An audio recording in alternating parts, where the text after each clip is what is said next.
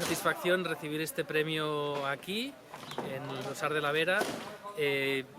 una zona de Extremadura que fue de las que tuvo una incidencia de malaria más grande en nuestro país,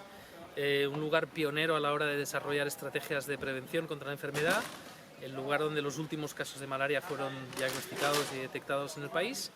y donde los grandes científicos del siglo pasado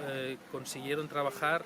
de forma conjunta y colaborativa para eliminar la malaria de nuestro país. Y nada, por todo